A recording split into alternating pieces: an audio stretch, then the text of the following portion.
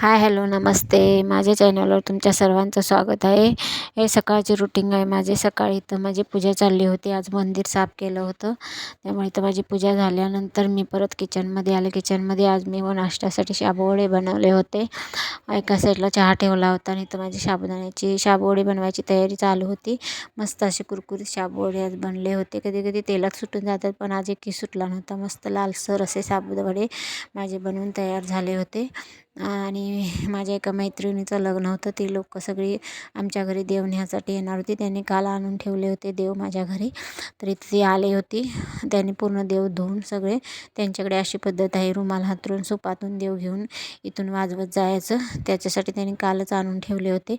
इथं त्यांच्या पूर्ण ती सगळी गेल्यानंतर परत इथं मी शिवायला बसले, कारण मला ब्लाऊज द्यायचं होतं आणि संध्याकाळी त्यांच्या घरी हळदीलाही जायचं होतं.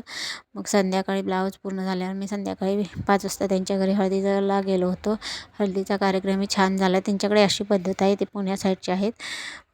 हळदीचा कार्यक्रम पूर्ण झाल्यानंतर संध्याकाळी परत मी घरी आलो. घरी येऊन जेवणाची तयारी चालली होती.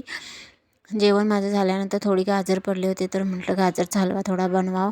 मग इथं मी गाजर हलवा, तोही छान बनला होता. याची रेसिपी मी माझ्या शॉर्ट व्हिडिओमध्ये टाकलेली आहे.